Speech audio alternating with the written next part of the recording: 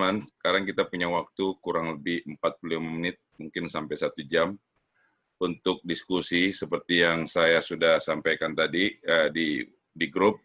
Silakan siapkan unek-unek, gagasan, pikiran, pertanyaan, apapun yang mungkin akan bisa dijawab atau dielaborate oleh tokoh-tokoh kita yang ada saat ini.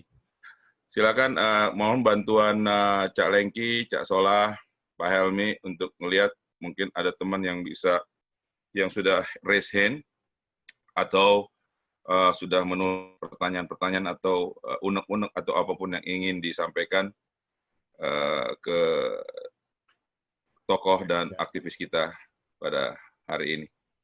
Silakan teman. Bang Hari Suprayitno itu. Hah? Hari Suprayitno. Oke, Mas Hari, silakan. Ya, Assalamualaikum. Terima kasih sudah diberi kesempatan untuk bertanya dan mengembangkan unek-unek.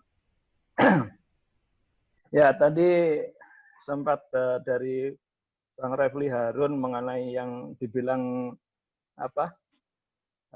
Bung Rocky bilangnya new normal, cara new normal, kemudian dari Bang Mardhani tadi mengenai yang normal.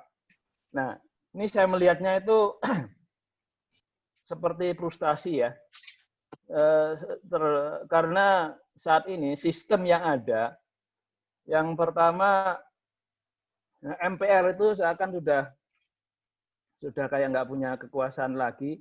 Jadi dari sisi waktu pengangkatan itu presiden itu udah nggak punya, seperti diberi cek kosong untuk melaksanakan apa saja yang mau dilakukan, terserah pokoknya jalan gitu ya. Bahkan yang salah satu contoh yang paling ini seperti pemindahan ibu kota itu dalam kampanye pun nggak ada, tapi mau dilaksanakan itu MPR semacam tidak sama sekali tidak bersuara. Jadi kayak nggak ada, memang kayak seolah-olah MPR itu nggak ada.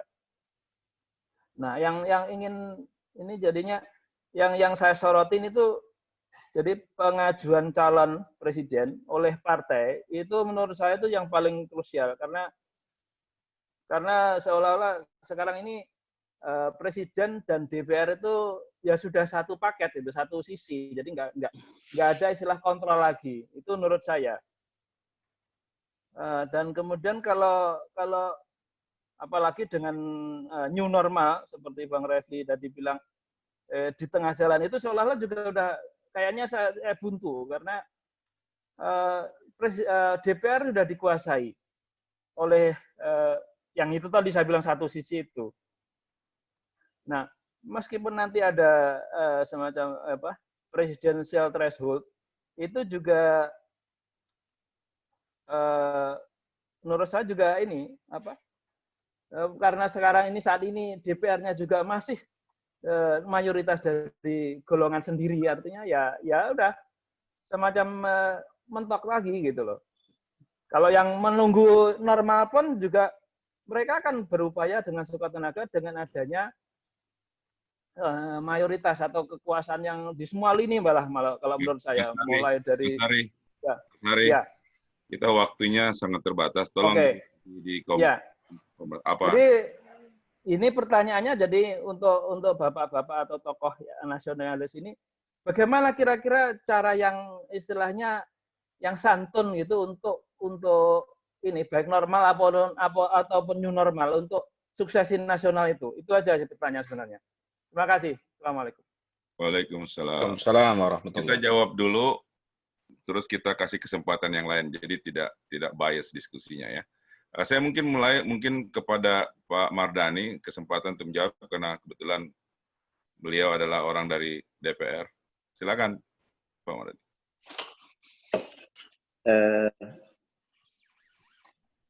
Di DPR semua sangat tergantung kepada peluang untuk merebut kekuasaan. Posisi sekarang Jokowi karena baru setahun masih sangat kuat, tapi 2 tahun berikutnya teorinya dia jadi lemdak ya, sehingga semua partai akan keluar dari jebakan Jokowi dan bangkit sendiri. Nah, karena esensi dari politik memang perebutan kekuasaan. Nah, kita berharap saja ketika sudah ada perubahan ini, kita ketemu formula yang pas sehingga 2024 ada persaingan yang lebih fair dan lebih memungkinkan kelompok-kelompok di luar oligarki masuk ke dalam peta pertarungan. Kalau ngobrol dengan teman-teman yang di Komisi 2 ya, Golkar, Demokrat, Nasdem, PAN, PKS itu selalu berkomunikasi. Contohnya, kita ingin pilkada dinormalisasi. Sekarang ini berbasis Undang-Undang 10 tahun 2016, tidak ada pilkada lain kecuali 2020. 2022 dan 2023 semua disatukan dengan pemilu di 2024. Walaupun versinya bisa ada yang sehari, ada yang setahun itu sekali, 3 kali. Nah, PDIP pada saat yang sama tegas tidak mau ada pilkada di 2022 dan 2023. Ya, alasannya sederhana. Buat PDIP, kita memerlukan garis komando yang lurus. Presiden dilantik 2014, dia berharap seluruh kepala daerah juga 2014 ganti baru gitu, sehingga apa yang diputuskan presiden sebagai eksekutif bisa diturunkan sampai ke bawah, inline lah. Nasdem, Golkar, Demokrat, PAN, PKS pengen ada normalisasi pilkada 2022 dan 2023 ada, karena kalau tidak ada normalisasi 2022 dan 2023 akan ada PLT massal itu. Semuanya akan diambil separuh lebih pelaksana tugas, dan itu berbahaya. Nah, tetapi siapa yang akan menang itu akan kelihatan mungkin 1 tahun dari sekarang ketika pasal-pasal sudah mulai terbentuk. Nah, kalau saya tetap melihat monggo semua jalur logika dijalankan, tapi karena saya dapat amanah di DPR, kita akan jaga agar DPR serasional mungkin. Kita akan, kalaupun kita kalah suara, kita akan bising untuk angkat ini ke publik, sehingga ini menjadi diskursus publik, sehingga menghasilkan ada pressure dari masyarakat, karena biasa. Partai manapun, kalau ada pressure, pasti mundur. Nah, itu yang terjadi undang-undang HIP. Nah, nanti kalau undang-undang Omnibus Law kita bisa pressure juga, peluang mundurnya ada. Begitu jawaban sementara saya. Terima kasih. Baik. Terima kasih, Pak Mardhani. Saya ke Pak Refli, bisa dielaborate sedikit? Iya, yang saya sampaikan ini memang agar kita tidak kena trap perbuatan-perbuatan yang dianggap makar atau inkonstitusional. Jadi penting bagi kita, walaupun kita kritis menyampaikan sesuatu, tapi tetap kita tidak punya alasan ya penegak hukum untuk katakanlah mempersoalkan kita. Makanya saya katakan bisa memberhentikan presiden di tengah jalan, ayatnya ada. Jadi kan juga penegak hukumnya nggak bingung juga kan. Nah, tapi kalau kita mengeluarkan statement-statement yang tidak bisa kita pertanggungjawabkan dari sisi hukum dan konstitusi, itu mudah sekali menjebak kita. Itu satu ya. Yang kedua, menurut saya begini. PKS terutama harusnya menggunakan cara berpikir society. Kenapa begitu? Kalau cara berpikir partai-partai menengah ke bawah, agar threshold-nya direndahkan 10-5% misalnya, maka sesungguhnya orang kayak saya kehilangan rasionalitas konstitusional untuk mengatakan bahwa yang namanya presidential threshold itu adalah inkonstitusional. Jadi masalahnya bukan di angka, tetapi masalahnya adalah di eksistensi ayat presidensial threshold itu sendiri. Jadi menggempurnya itu lebih gampang dari society-nya. Jadi bahwa PT itu inkonstitusional. Jadi lebih mudah komunikasi publiknya. Tapi kalau kemudian partai-partai bergain, ada yang bilang 15%, 10%, ya seperti dagang sapi jadinya. Terkesan bahwa partai-partai hanya memikirkan ukuran dirinya sendiri, kira-kira begitu. Padahal kan konstitusinya jelas mengatakan partai politik dan gabungan partai politik itu dapat mengajukan pasangan calon presiden dan wakil presiden sepanjang Anda menjadi peserta pemilu. Nanti diperketatnya adalah kepesertaan dalam pemilu. Saya punya beberapa konsep dan alternatif, tapi saya kira kalau menjelaskan di sini agak panjang ya. Salah satunya misalnya konsepnya adalah partai yang lolos pemilu nasional itu adalah yang lolos parliamentary threshold, tapi tidak boleh untuk 2024 karena sudah post factum. Kalau post factum seperti ini akan dibatalkan oleh MK. Tapi mulai 2024 ke atas nanti kita bisa bergulirnya begitu. Tambahannya adalah partai yang lolos di pemilu lokalnya, misalnya bisa menguasai kursi 50% plus 1 dan lain sebagainya. Jadi partai itu tidak ada yang namanya partai bubble gum. Partai itu memang hidup di masyarakat, besar dan tumbuh, lalu kemudian punya eksistensi. Itu satu soal ya.